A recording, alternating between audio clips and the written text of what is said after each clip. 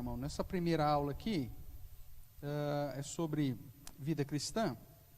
É a terceira aula, né?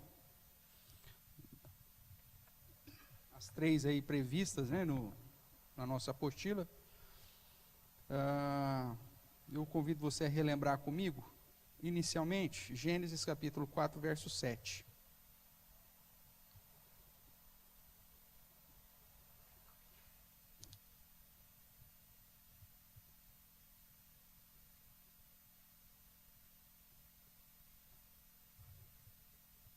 Gênesis capítulo 4, verso 7, vai nos dizer assim: se procederes bem, não é certo que serás aceito? Se todavia procederes mal, eis que o pecado jaz à porta. O seu desejo será contra ti, mas a ti cumpre dominá-lo. Dentro dessa terceira aula, portanto, aqui, sobre a ética cristã, sobre a vida cristã, o tema aí, fazendo o que é certo, né? Nós precisamos relembrar que em relação à vontade de Deus, não basta ter boa vontade. Não basta fazer. Você tem que fazer certo. Não basta simplesmente cumprir com a exigência do Senhor de trazer uma oferta para Ele. Mas você tem que trazer a oferta correta. E com a disposição do coração correta. Então, quando nós pensamos em servir ao Senhor no ministério, seja como pastor, seja como presbítero, seja como diácono, tem muita gente que vem para fazer uma experiência, para ver como que é. Faz isso não. Faça se você realmente está convicto de querer servir o Senhor, de que aquilo é o certo para você fazer. Porque se você tem dúvida, então é melhor que não faça. Porque você corre o risco de fazer mal feito, e isso ainda acabar, ao invés de trazendo honra e glória para o Senhor, vai trazer dificuldade e vai trazer, às vezes, prejuízo para a obra do Senhor. Então, em relação à vontade de Deus, não basta ter boa vontade, é preciso real obediência. Ou vamos fazer do jeito certo, ou a gente não faz. Esse deveria ser um princípio ético nosso. E nós temos vários exemplos bíblicos que referendam essa verdade dita. Se tiver que fazer, faça bem feito, faça o certo. Vamos ver alguns exemplos disso. Abra lá em Levítico, capítulo 10.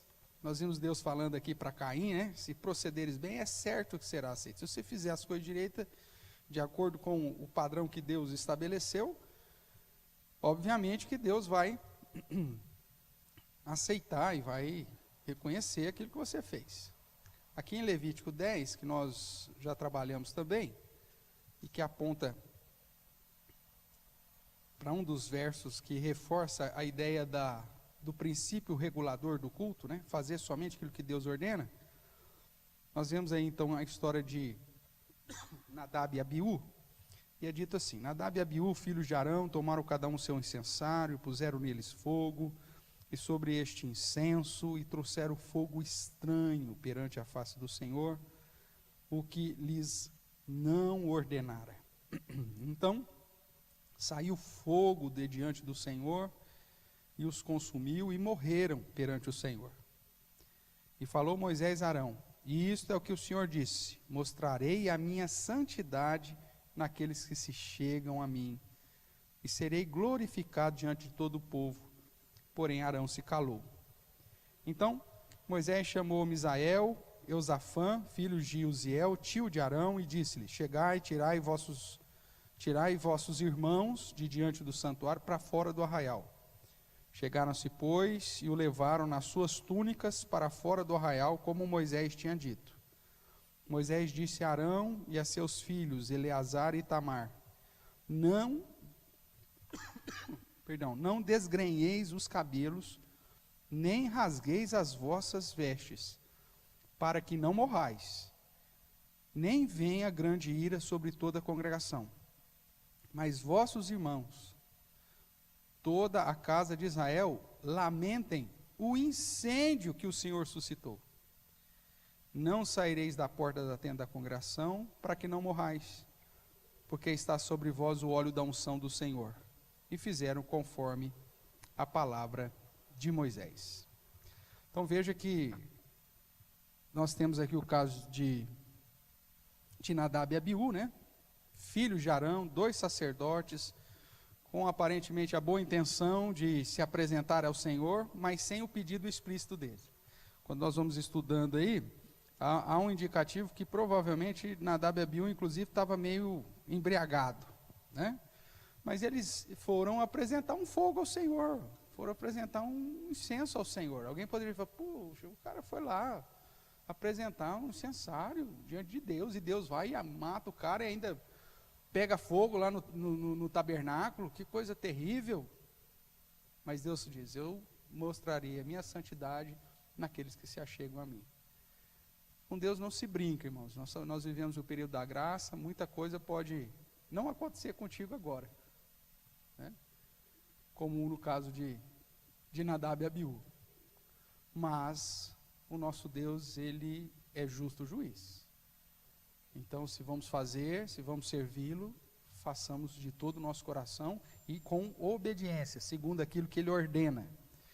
Nós vemos aí, como diz o relato bíblico, Deus não aceitou a aparente boa intenção daqueles que confrontavam a sua vontade e os consumiu com fogo. E o caso foi tão sério que Deus não permitiu nem o lamentar. Eles não foram nem velados, não teve nem sepultamento digno. Pegaram os caras pela túnica e lançaram fora do arraial. E foi proibido chorar a morte desses caras. Ó, vocês vão chorar o prejuízo que ele deu no tabernáculo. Muita gente fala assim, o importante são as pessoas, não as coisas, né? Depende. Se é em relação à obra do Senhor, Deus manda lamentar pelas coisas e jogar fora do arraial as pessoas. Aí você fala, puxa vida, estavam desobedecendo, apresentaram algo que Deus não havia ordenado. Deus é santificado na presença daqueles que se achegam até Ele. Tudo isso, irmãos, são textos que nos apontam a seriedade do negócio. Tudo bem até aqui? Vamos caminhar mais um pouco aqui. 2 Samuel.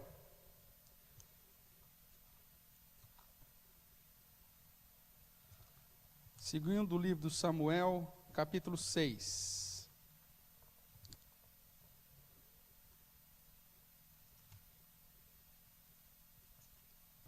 Versos de 1 a 7 também. Diz assim. 2 Samuel, capítulo 6, de 1 a 7. Tornou Davi a juntar todos os escolhidos de Israel em número de 30.000. Dispôs-se com todo o povo que tinha consigo, partiu de Baalá de Judá, para levarem de lá para cima a arca de Deus, sobre a qual se invoca o nome do Senhor dos Exércitos, que se assenta acima dos querubins. Puseram a arca de Deus num carro novo e levaram da casa de Abinadab, que estava no outeiro, e Uzá e Aiô, filhos de Abinadab, guiavam o carro novo. Levaram-no com a arca de Deus da casa de Abinadab, que estava no outeiro, e Aiô ia adiante da arca. Davi e toda a casa de Israel alegraram-se perante o Senhor com toda sorte de instrumentos de pau de faia, com harpas, saltérios, tamborins, com pandeiros e com símbolos. Quando chegaram à eira de Nacon, estendeu Uzá a mão à arca de Deus e a segurou, porque os bois tropeçaram. Então a ira do Senhor se acendeu contra Uzá, e Deus o feriu ali por esta irreverência, e morreu ali junto à arca de Deus. Então nós temos aqui a história, outro exemplo aí, né? O exemplo de Uzá, que num momento de festa, de júbilo, eles tinham recuperado a arca, estavam levando de volta para Jerusalém, 30.000 pessoas, com uma equipe de louvor completa, adorando, servindo, um carro de boi novo. De repente os bois tropeçam, Uzá tem a boa intenção de segurar a arca, para a arca não cair, só que essa boa intenção de Uzá não foi aceita por Deus. E por conta dessa, diz o texto, irreverência, Deus o matou ali. Aí você fala, puxa vida, o rapaz estava fazendo tudo direitinho, foi segurar a arca, teve uma boa intenção, né? Estavam trazendo a arca. Por que Deus fez isso? Por conta dessa irreverência. E por que essa irreverência? Eles não se atentaram para a palavra do Senhor. Se você der uma olhadinha comigo lá em Êxodo, capítulo 37, vamos dar uma olhadinha lá rapidamente. Êxodo 37, você vai ver que a arca tinha que ser transportada de um modo específico e por um grupo específico. Esse negócio de pôr no carro de boi foi invenção dos ninivitas. Não foi invenção, não foi Deus que mandou. Quem devolveu a arca porque Deus estava amaldiçoando, né? Foram os filisteus, né? E aí eles aproveitaram a inovação dos descrentes. Muita igreja tem afundado justamente por isso, tem aceitado a inovação dos descrentes. Aí traz um monte de coisa que Deus não pediu para dentro da igreja. Vamos lá, vamos dançar, grupo de coreografia, grupo de homens de colã, né? Aí vai inventando um monte de coisa. Então, não observa o que a palavra de Deus diz. Se ele tivesse observado a palavra do Senhor, eles não teriam carregado no carro de boi, o boi não tinha tropeçado, Uzá não teria colocado a mão na arca, consequentemente estava tudo certo. Mas porque eles desprezaram a palavra do Senhor, mesmo a boa intenção de Uzá, não foi considerado, e por isso Deus o matou. Veja aí então, Êxodo 37, o verso de 1 a 5. Fez também Bezalel a arca de madeira de acácia de 2 côvados e meio, e era o seu comprimento de 1 côvado e meio, a largura de 1 côvado e meio, a altura. De ouro puro a cobriu, por dentro, por fora a cobriu, fez uma botadura de ouro ao redor. Presta atenção agora. Fundiu para ela 4 argolas de ouro e as pôs nos 4 cantos da arca, 2 argolas de um lado dela e 2 argolas no outro lado. Fez também varais de madeira de acácia e os cobriu de ouro. Meteu os varais nas argolas aos lados da arca para se levar por meio deles a arca. Como que a arca tinha que ser levada? Através de um varão que passava em argolas laterais. Ok? Era carro de boi que Deus mandou Bezalel construir? Não. Varões com argolas. E veja o que diz agora Números capítulo 4.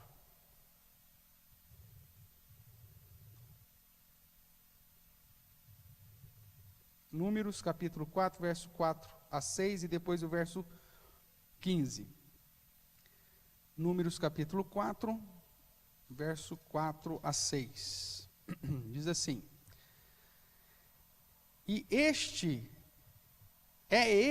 o serviço dos filhos de Coate na tenda da congregação, nas coisas santíssimas.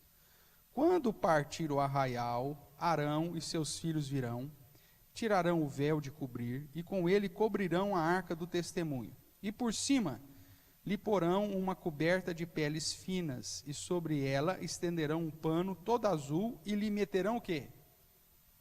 Lhe meterão os varais. Lembra que Bezalel fez as argolas para pôr lá os varais? Então era desse jeito que eles tinham que transportar a arca. Tinha que colocar peles finas sobre ele e passando os varais lá pelas argolas. Verso 15. Havendo, pois, Arão e seus filhos, ao partir o arraial, acabado de cobrir o santuário e todos os móveis dele, então os filhos de quem? Os filhos de Coate virão para levá-lo. Mas nas coisas santas, o que está escrito aí? Não tocarão, para que não morram. São essas as coisas da tenda da congregação que os filhos de Coate devem levar. E aí então você tem uma série de situações relacionadas aí, e obviamente a própria Arca da Aliança, que era a coisa mais santa que tinha. Havia uma família de levitas específicos para transportar as coisas santas. Havia um modo específico para fazer isso, e ninguém podia tocar. Se tocasse, o que ia acontecer? Morria. Mas Uzá teve a boa intenção, pastor. Ia cair a arca, pastor. Ia quebrar os querubins da tampa, as argolas. Ele segurou, ele fez uma boa ação. Olha, tudo bem. Mas havia uma prescrição. Ele desobedeceu. E por essa irreverência, o que aconteceu com ele? Morreu. Vai fazer, tem que fazer certo. Davi, você quer levar a arca para Jerusalém? Ótimo, então observa a lei do Senhor. Chama os coatitas, vamos cobrir essa arca com pele finas, vamos colocar os varais nas argolas e chama os caras para carregar esse negócio. Ninguém pode tocar na arca, só nos varais. Ah, mas é longe, subir tudo isso aqui? Não importa, vai parando. Ah, no carro de boi vai mais rápido. Não, inovação não entra. O princípio é, obedeça o que Deus ordenou. Se Deus não ordenou, não faça. E se Ele ordenou, faça exatamente como Ele ordenou. Tudo bem até aqui, irmãos? Então vamos lá. Ainda nesse texto, né, eles gostaram da inovação dos filisteus, começaram a imitar o mundo, usando o carro de boi, desprezaram a clara revelação de Deus e resolveram inovar. O que acontece? Para evitar que a arca caísse do carro que estava transportando, Uzá, na boa intenção, segurou a arca. E o texto diz, por esta irreverência, morreu. Tocou em coisa santa. Foi.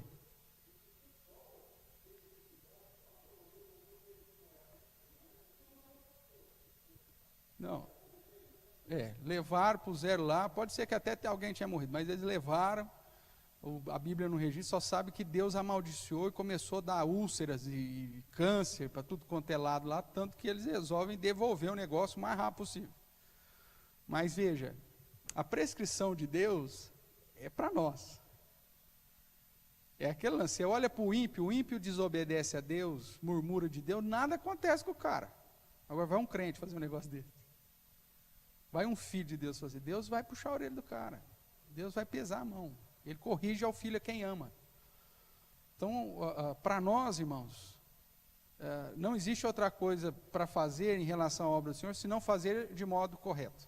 Vai fazer, faz bem feito, vai fazer, faz correto. Quer servir ao Senhor? Então, faça da melhor maneira possível.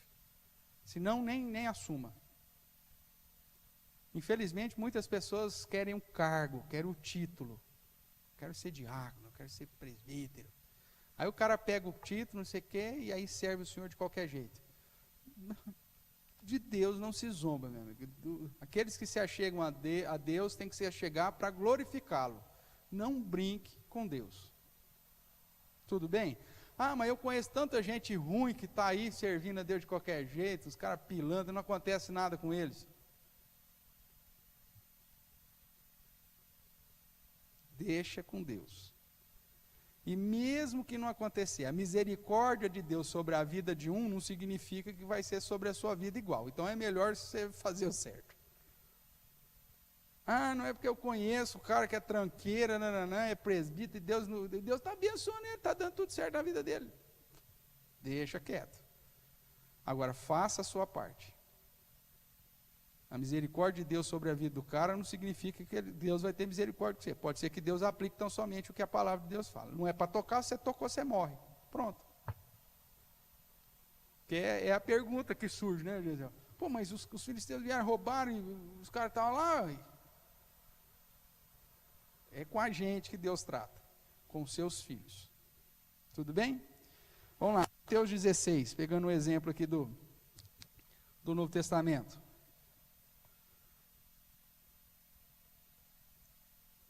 Mateus 16, 21.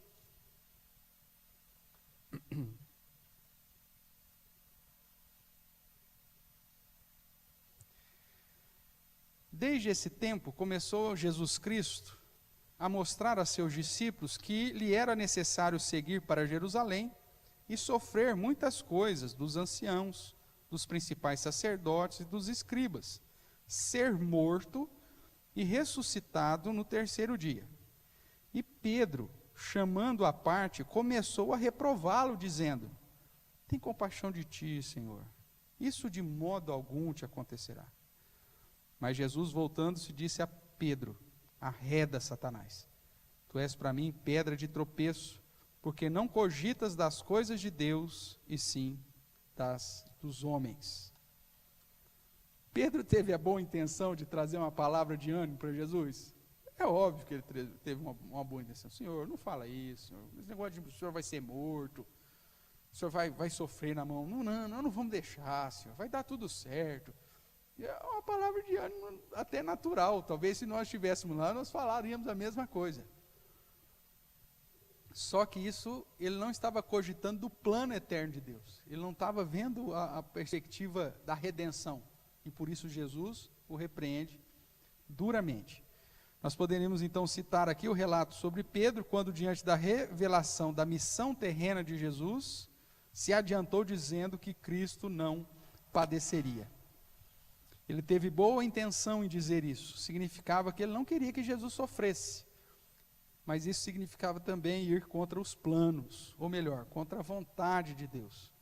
Diante dessa situação, Jesus, de modo claro, disse a Pedro: arreda, Satanás, tu és para mim pedra de tropeço, porque não cogitas das coisas de Deus, e sim das dos homens. Muitas vezes no exercício da liderança da igreja, nós vamos ter que escolher, irmãos. Aí sim, nesse sentido cabe fazer a vontade de Deus ou dos homens. Porque todas as vezes que nós vemos em Atos registrado que os apóstolos declaram isso, para nós vale mais fazer a vontade de Deus do que os homens, era dentro de um contexto eclesiástico, era dentro de um sinédrio, era dentro de um tribunal eclesiástico, né? Toda vez que os cristãos estavam em relação aos governantes, às autoridades, aos magistrados, não tinha dessa.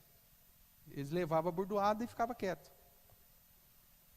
Se é proibido pregar, eles até tentavam, se fosse preso, morria e ficava quieto. Ninguém tentava se rebelar, vamos pegar em armas, vamos derrubar esse governo. Não tinha isso. Agora, dentro de um contexto eclesiástico, de sinédrio, de tribunal dentro da igreja, onde a igreja estava fazendo com que eles deixassem de cumprir a vontade de Deus, aí os caras se levantavam. Então, dentro da igreja vai ter isso constantemente, onde você vai ter, e agora, o que é o certo a fazer? Aí o pastor, irmãos, o certo é disciplinar. Pastor, mas é a família mais importante da igreja. É a família, o dízimo mais alto da igreja, pastor. Se essa família se irritar e sair da igreja, nós não vamos ter condição nem de pagar o salário do senhor. Não, então tudo bem. Então não disciplina não. É isso que você tem que fazer. Começar a cogitar das coisas dos homens ao invés de cogitar das coisas de Deus. Não sei se eu estou sendo claro aqui. A liderança, você vai ter que fazer o que é certo. Mesmo que o certo, muitas vezes, seja ferir na própria carne. Êxodo 32, vamos voltar lá.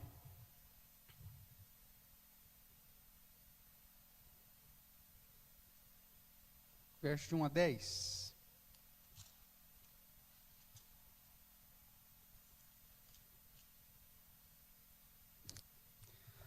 Mas vendo o povo que Moisés tardava em descer do monte, acercou-se de Arão e lhe disse: levanta-te, faze-nos deuses que vão adiante de nós.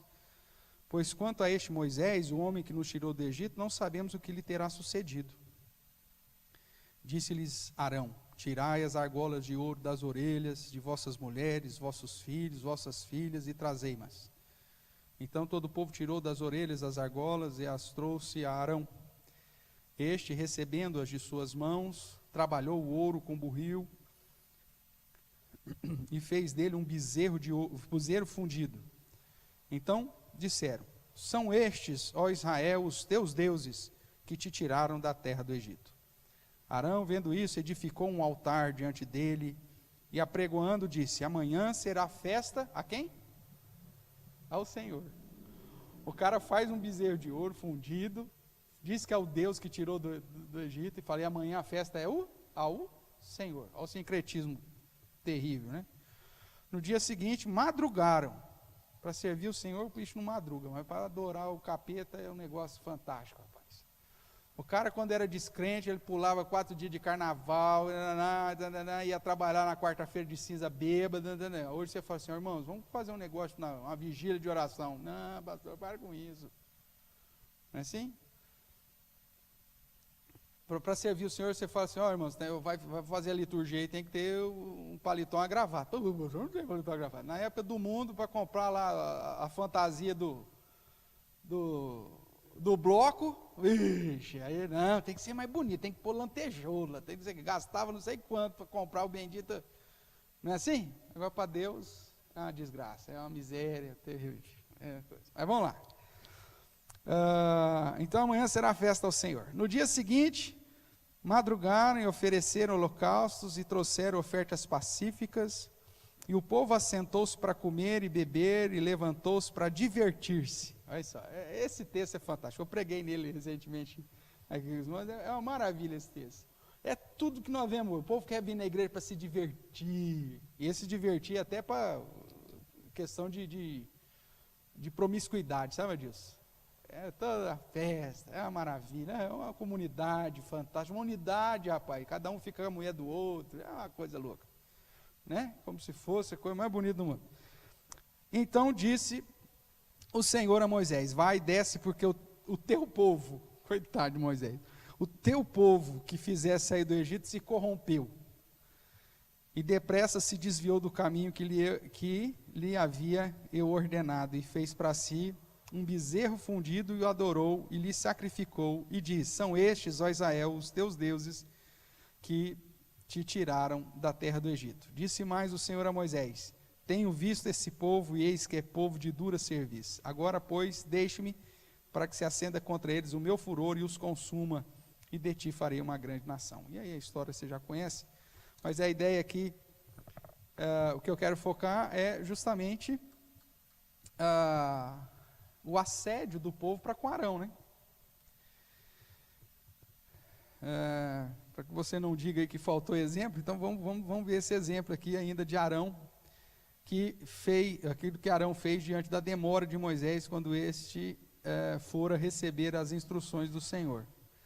Os versos que lemos mostram que Moisés estava demorando, o povo estava inquieto, o povo sempre é inquieto, irmãos. E aí propõe aí, né, uma solução, e Arão, o pastorzão, em vez de ser sério, manter o padrão, resolve fazer uma inovação. Então tira as argolas representavam que eles eram escravos, né? Por isso que é a argola de todo mundo, a argola do filho, da filha, de todo mundo, arrancava para ele fazer o bendito. Imagina, 600 mil homens, fora, né? E aí, tirando a argola, dá para fazer um bezerrão, fala a verdade, né? Que naquele contexto de mundo antigo, o touro, né, era o exemplo de poder, de força, né? E aí, então, com isso, ele consegue aí o seu objetivo, que era acalmar os ânimos do povo, né? Porém, não foi aceito por Deus. E você continua lendo a leitura, Deus ainda preserva Arão, mas todos aqueles que haviam se prostituído foram mortos.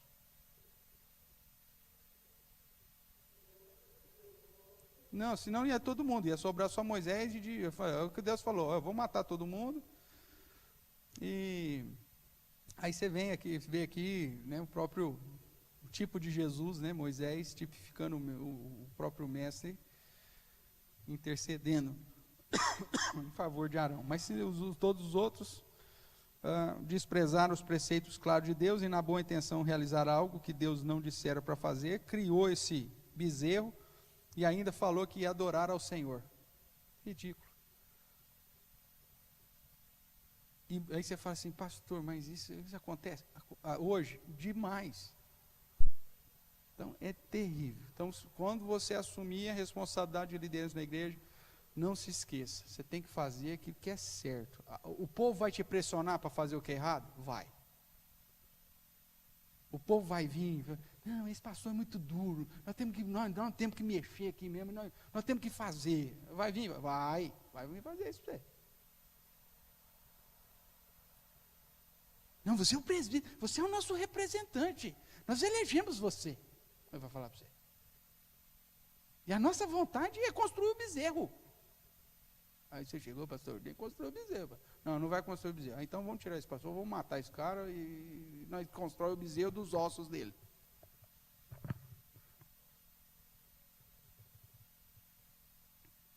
Agora, você vai falar com um presbítero, você vai falar com um diácono desse, você acha que quando o cara assumiu, ele tinha lá a convicção de que ele seria pivô para... Não. Só que as coisas vão acontecendo sem ele perceber. E aí a pessoa mexe com o seu ego. Você é o presbítero. Você é o cara. Você é o vice-presidente do conselho. Pastor, vão e vem. A igreja fica. Você tem que ouvir a vontade da igreja. Aí usa até blasfêmia. A voz do povo é a voz de Deus.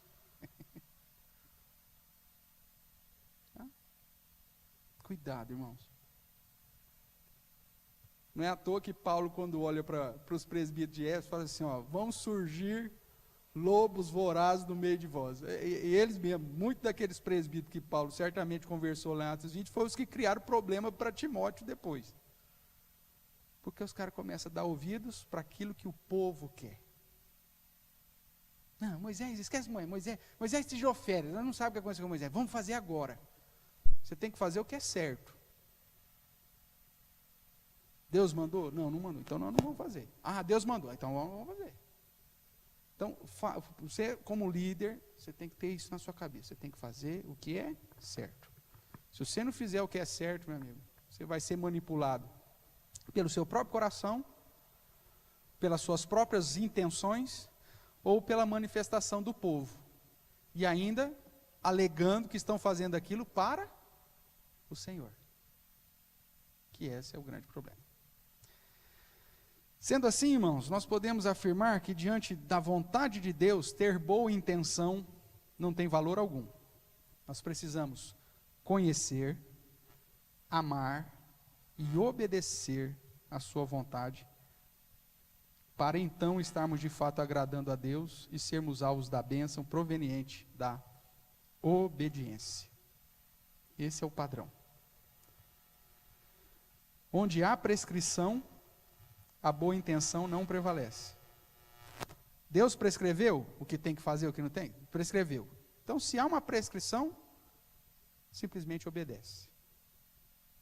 Ah, mas eu pensei, esse negócio de você pensar quando tem uma prescrição de Deus é a pior coisa que você pode fazer. Há uma prescrição clara, explícita de Deus, de como tem que ser? Tem. Tem um padrão claro nas Escrituras? Tem. Ah, mas eu pensei que a gente pudesse mudar. Não, não pensa não, obedece. Quando há uma prescrição, obedece. Já viu em relação a tratamento médico? O cara lá, fica lá 7, 10 anos lá para ser médico, tal, ele chega para você, ele fala para você, ó, você tem que tomar um comprimido a cada 8 horas. Tá bom? Durante 5 dias. Tá bom? Tá bom. Aí o que a maioria das pessoas faz? Toma o remédio 2 dias, já fica bom, para. É que eu pensei, aí foi o seu problema, você pensou. Quando tem uma prescrição, meu amigo, você não pensa, você obedece. Tinha uma plaquinha lá, dizendo lá, rio perigoso. Mas eu pensei que não ia dar nada. Ah, morre afogado. Onde há prescrição, obedeça. E isso para as coisas de Deus, muito mais. Devemos agradar a Deus, não ao povo, e muito menos imitar as estratégias do mundo. Pastor, tem um carro de boi ali, ó. Pastor, que carro de boi, pastor. Ia ser, ó, ia cair como uma luva na nossa igreja. Não, meu amigo, essa inovação não está no padrão de Deus, está fora. Pastor, nós vamos fazer, e vamos fazer festa para o Senhor, pastor. Não tem prescrição, não vamos fazer. E aqui, falando assim, você fala assim, não, está certo, pastor, tem que ser assim mesmo. Só que aí vai passando o tempo, meu amigo, no dia a dia, as pessoas não vão colocar para você como sendo assim, fazer a vontade de Deus ou contra a vontade de Deus. Elas vão manipular e vão te falar, vão te mostrar um bezerro e falar que aquele bezerro é o Senhor Deus que nos tirou do Egito.